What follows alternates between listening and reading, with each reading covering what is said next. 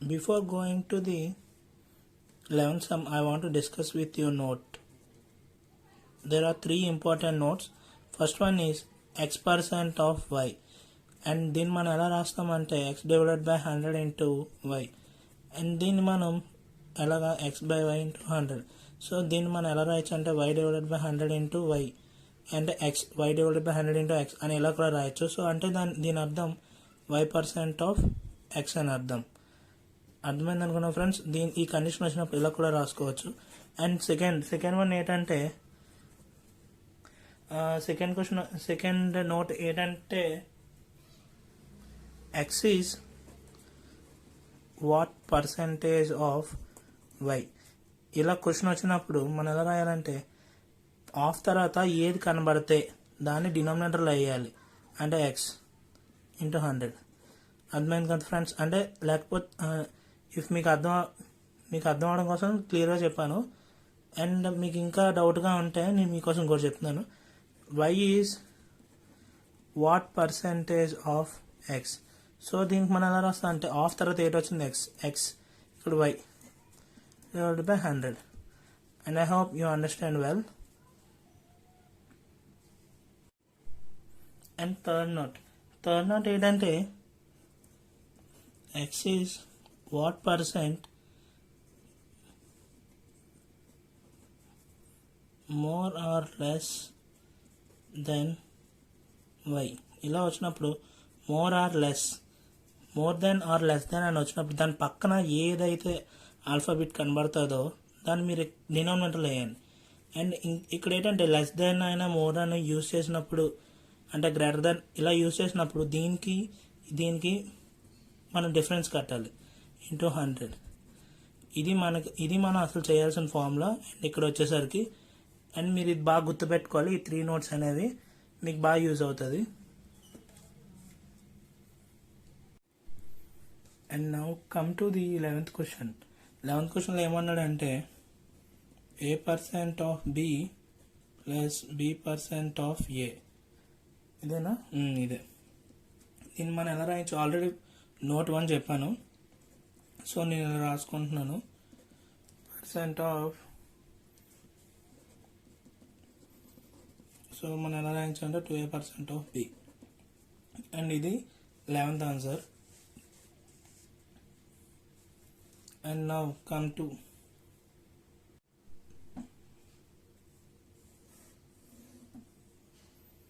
and now 12th question. 12th question ఏమన్నాడంటే 12th questionలో 10% of a equals to b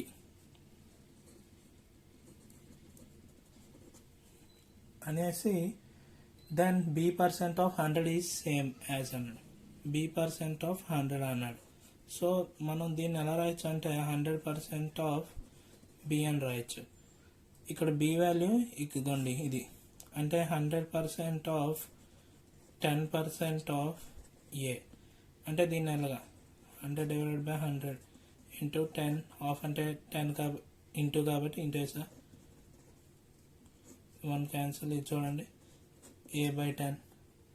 and answer వచ్చేసి 12th answer వచ్చేసి a/10, option C అన్నమాట. And నా coming to 13th question. 13th క్వశ్చన్లో ఏమన్నాడంటే if x% of a is the same as y% of b then z% of b will be. x% of a is same as అంటే equal y% of b. Question ఏంటంటే z% of b ఏంటి అని అడిగాడు question. And ఇక్కడే మనం క్లియర్గా చేసేవచ్చు. దీనికి ఏంటంటే బోత్ సైడ్స్ ఇంటూ z చేయాలి, డివైడెడ్ బై y చేయాలి. So zx/y % of a equals to zx% of b. And ఇది మీకు అర్థమవుతుంది అనుకుంటున్నా. కావాలంటే చూడండి, దీనికి ఇంటూ z చేయండి, దీనికి ఇంటూ z చేయండి, డివైడెడ్ బై y చేయండి, డివైడెడ్ బై y చేయండి, y క్యాన్సిల్ అయిపోద్ది. So z% of b. And I hope you understand well. And 14th question ఏమన్నాడంటే if 80% of p equals to 40% of q then p equal to x% of q find x. Question ఏమి ఇచ్చాడంటే 80% of p equals to 40% of q ఇలా ఇచ్చాడు question. ఇప్పుడు చూస్తే half percentage cancel, 0 cancel, and ఇది 4 టేబుల్లో 2 times 4 ones p equals to 1/2 q. Question ఏమన్నాడంటే and then find అని చెప్పి 14 p equals to x% of q అని ఇచ్చాడు. So 1/2 q equals to x% of q. అంటే దీన్ని ఎలా రాయచ్చు అంటే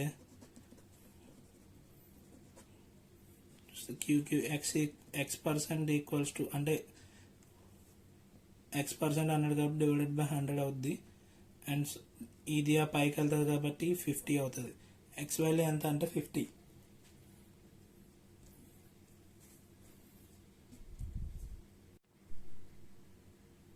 నా come to the 15th question. 15th క్వశ్చన్లో ఏమన్నాడంటే if 30% of a is 20% of b then what is the percent of a is b. అర్థమైందా ఫ్రెండ్స్? మీకు ఆల్రెడీ చెప్పాను క్వశ్చన్, ఒకసారి జాగ్రత్తగా చూసుకోండి. 30% of a equals to 20% of b. జాగ్రత్తగా చూడండి. హాఫ్ ఆఫ్ పర్సెంటేజ్ క్యాన్సిల్ అయిపోద్ది, 0. a/b equals to 2/3. క్వశ్చన్లో ఏమన్నాడంటే లాస్ట్లో what is the percentage of a is b. Already చెప్పాను హాఫ్ తర్వాత ఏది కనబడితే దాన్ని డినామినేటర్లో వేయాలని చెప్పి. అంటే b/a ఇంటూ 100 ఇది మనకు కట్టాలి. సో దీనికి మనం ఎలాగంటే 3 డివైడెడ్ బై 2 ఇంటూ 100. దీన్ని మనం చేస్తే మనకి ఎంత వస్తుందంటే 150% వస్తుంది మనకి. అండ్ నా అండ్ ఇప్పుడు 16th క్వశ్చన్. 16th క్వశ్చన్ ఏంటంటే if 70% of x minus y equal to 50% of x plus y then what is the percentage of y is x. అర్థమైందా friends? 70% of x minus y equals to 50% of x plus y. And ఇది మనకి ఇప్పుడు ఉన్న question. దీన్ని ఎలాగంటే 0 of cancel అయిపోయింది. అంటే 7x minus 7y 5x plus 5y. x నాటి తీసుకెళ్తే 2x, ఈ దాటి తీసుకెళ్తే 12y, అండ్ x/y చూస్తే ఎంత వస్తుంది ఫ్రెండ్స్? ఏంటంటే 6/1. x/y value equals to 6/1. And క్వశ్చన్లో ఏమన్నాడంటే what is the percentage of y is x.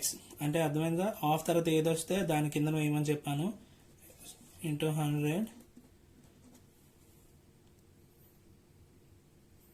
దీన్ని క్యాలిక్యులేట్ చేస్తే మనకి ఎంత వస్తుందంటే ఫ్రెండ్స్ y వాల్యూ ఎంత 1, x వాల్యూ 6 ఇంటూ 100. దీని వాల్యూ మనకి 600 వస్తుంది ఫ్రెండ్స్. Option A.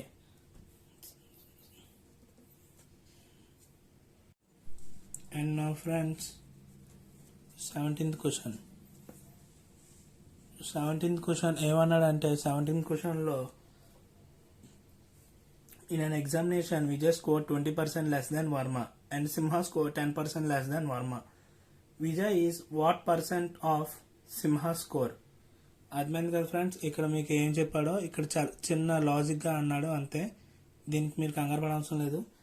సో ఇక్కడ ఏమన్నాడంటే వర్మ అనే అతనికి 100% అనుకుందాం. అండ్ విజయ్కి ఏమైంది, ఇతని మీద 20% తక్కువ అంటే ఇతను 80%. అండ్ సింహాకి ఎంత 10% తక్కువ అన్నాడంటే ఇతని మీద 10 అంటే 90. అంటే ఇతని మీద 10% తక్కువ కాబట్టి 90 వచ్చింది. క్వశ్చన్లో ఏమన్నాడంటే Vijay score is what percent of Simha. Of తర్వాత ఎవరు కనబడితే వాళ్ళ కింద ఏమన్నాను అంటే డినామినేటర్లో వేయమన్నాను. 100 80 divided by 90 into 100. 0 cancel. And మీకు ఆల్రెడీ తెలుసు 1/9 వాల్యూ, దీని వాల్యూ మీకు ఆల్రెడీ చెప్పాను. దీని వాల్యూ ఎంత అంటే 9.11%. సో దీన్ని మనం ఇంటూ చేస్తే ఎంత వస్తుందంటే 88.88% వస్తుంది. సో మీరు ఇవి గమనించండి బాగా. ఈ వాల్యూస్ అనేవి మీరు నీకు ముందే చెప్పాను కదా, క్లాస్లో బాగా వినండి, నేర్చుకోండి. Now 18th question. 18th question ఏమన్నాడంటే, in an examination, Yogi scored 20% less than Arun Kumar and Ramarao scored 10% less than Arun Kumar. The percentage by which Yogi score is less than the Ramarao score. And ఇది మీకు ఇక్కడ less than అని ఇచ్చాడు, అంటే మీకు already ఇది note 3 కింద వెళ్తుంది. సో మీరు బాగా గమనించండి. ఇక్కడ ఏంటంటే అరుణ్ కుమార్కి 100% అనుకుందాం. యోగి ఏమో ఇతని కంటే 20% లెస్ అన్నాడు కాబట్టి ఇతనికి 80% వస్తుంది. అండ్ రామారావు ఏంటంటే 10% తక్కువ అన్నాడు కాబట్టి ఇతనికి 90% వస్తుంది. అండ్ ఇక్కడ మీరు గమనించాల్సింది ఏంటంటే ఆఫ్ తర్వాత ఎవరు, అదే less than or more than తర్వాత ఎవరు వచ్చారు, రామారావు వచ్చారు కాబట్టి 90 అవుతుంది.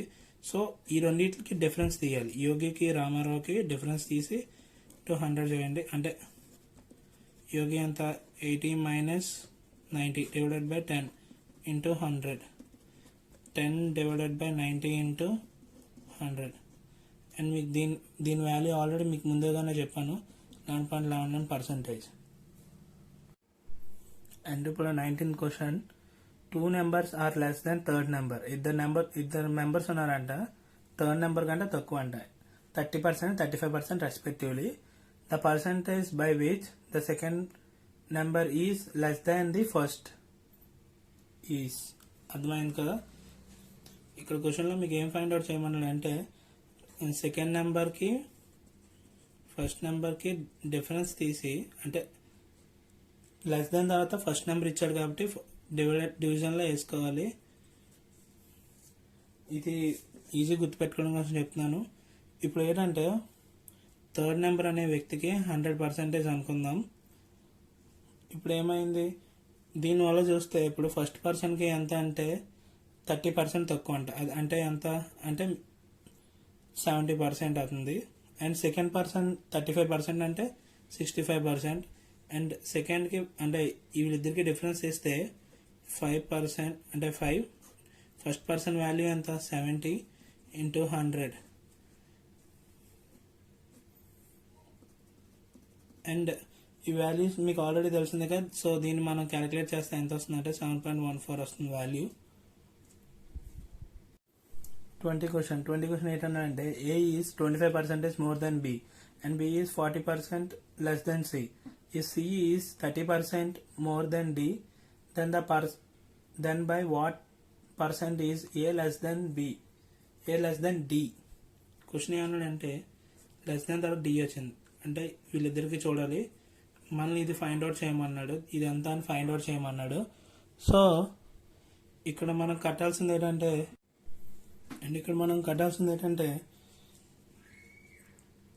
A:B రేషియో కట్టాలి. 25% మోర్ అన్నాడు. 25% మోర్ అంటే 25 అంటే ఎంత వాల్యూ, 25 డివైడెడ్ బై 100 అంటే ఇది చూసుకుంటే 1/4. ఏ అనేవాడు 25% మోర్ దాన్ బి అన్నాడు, అంటే బి ఇనీషియల్గా 4 ఉంటే అంటే ఇది 5 అవుద్ది. మోర్ అన్నాడు ప్లస్ తర్వాత బికి సికి కట్టాలి.